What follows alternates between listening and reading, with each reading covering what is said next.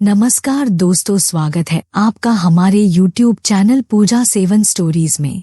मनोवांछित फल और सुख समृद्धि के लिए ज्येष्ठ माह में करें ये कारगर उपाय। इस वर्ष ज्येष्ठ माह की शुरुआत 24 मई 2024 से हो रही है।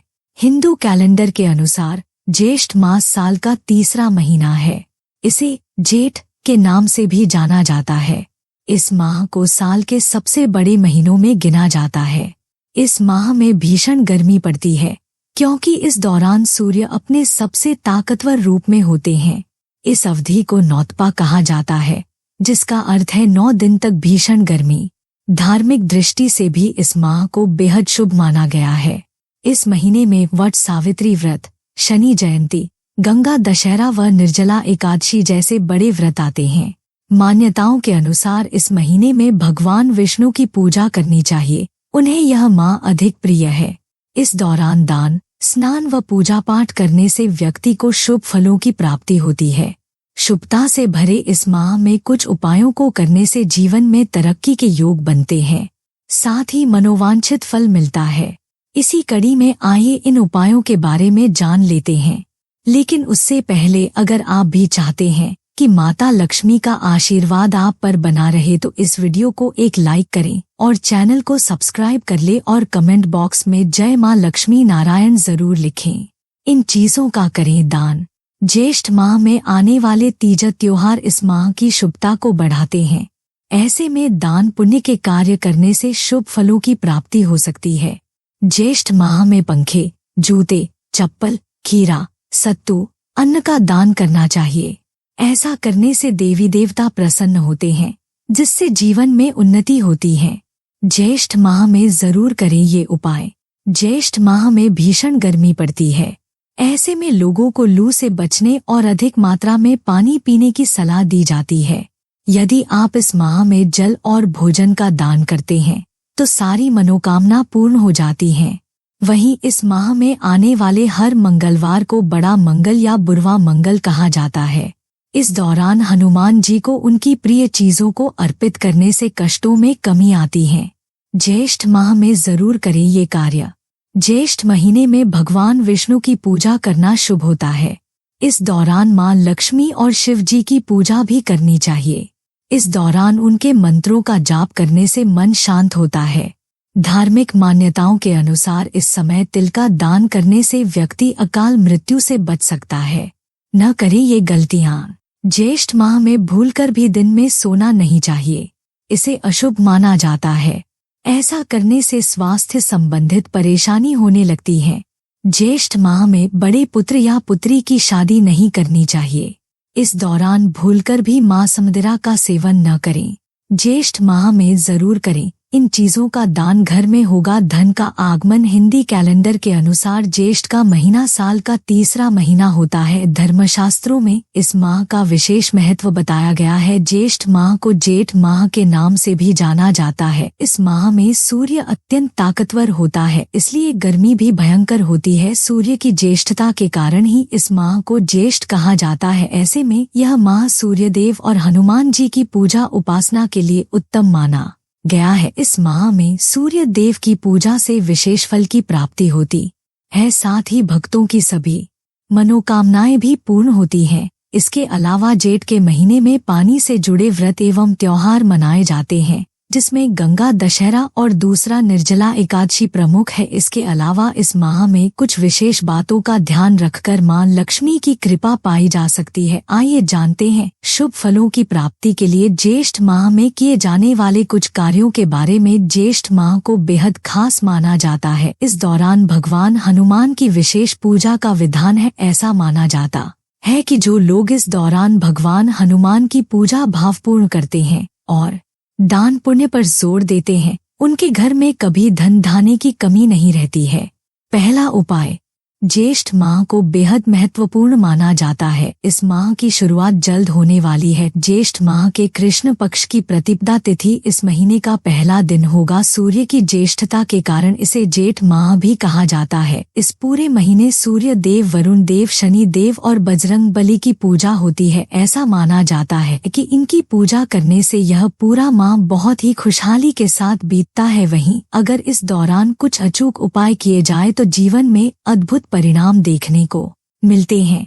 दूसरा उपाय ज्येष्ठ माह में जरूर करें। इन चीजों का दान ज्येष्ठ महीना दान और पुण्य के लिए भी बहुत विशेष माना जाता है। ऐसा कहा जाता है इस मास में जल से भरे घड़े, पंखे, जूते, चप्पल, खीरा, सत्तू, अन्न, छाता आदि का दान करना चाहिए। इससे भगवान हनुमान प्रसन्न होते हैं। साथ ही घर के सदस्यों की उन्नति होती है। ऐसा कहा जाता है इस दौरान ज्यादा से दान पुण्य करना चाहिए। ज्येष्ठ माह में आने वाले 30 त्योहार इस माह की शुभता को बढ़ाते हैं। ऐसे में दान पुण्य के कार्य करने से शुभ फलों की प्राप्ति हो सकती है। ऐसा करने से देवी देवता प्रसन्न होते हैं, जिससे जीवन में उन्नति होती है।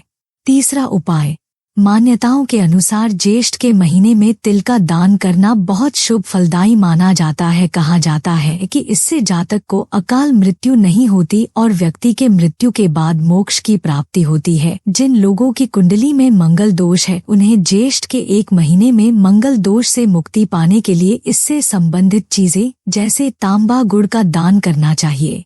चौथा उपाय ज्येष्ठ के महीने में सूर्य देवता का प्रकाश काफी तेज होता है। में इस पूरे महीने सूर्य देव को अर्घ्य देने से व्यक्ति के मान सम्मान में वृद्धि होती है और नौकरी में पदोन्नति भी प्राप्त होती है। ग्रह दोषों से निवारण के लिए ज्येष्ठ के महीने में पशु पक्षियों के लिए पानी की व्यवस्था जरूर करें। इससे आपके जीवन में चल रही सभी परेशानियां दूर होती हैं और आपको धन लाभ भी होता है।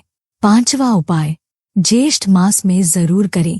यह कार्य जेठ के महीने में गर्मी अपने प्रचंड रूप में होती है, जिस वजह से पानी की खपत बढ़ जाती है। इसलिए इस मास में व्यक्ति को पानी का संरक्षण विशेष रूप से करना चाहिए। ज्येष्ठ मास में दान को पुण्य के समान माना जाता है। तेज गर्मी में राहगीरों को जल का दान करने से न केवल देवी देवता प्रसन्न होते हैं बल्कि पितरों का भी आशीर्वाद प्राप्त होता है। इस भीषण गर्मी पशु पक्षियों की सेवा करना भी पुण्य माना गया है। इसलिए खुली जगह पर पक्षियों के लिए पानी की व्यवस्था करें और पशुओं के लिए भी ऐसी ही व्यवस्था करें। ज्येष्ठ माह में भीषण गर्मी पड़ती है। ऐसे में लोगों को लू से बचने और अधिक मात्रा में पानी पीने की सलाह दी जाती है। यदि आप इस माह में जल और भोजन का दान करते हैं तो सारी मनोकामना पूर्ण हो जाती है। वहीं इस माह में आने वाले हर मंगलवार को बड़ा मंगल या बुढ़वा मंगल कहा जाता है। इस दौरान हनुमान जी को उनकी प्रिय चीज को अर्पित करने से कष्टों में कमी आती है।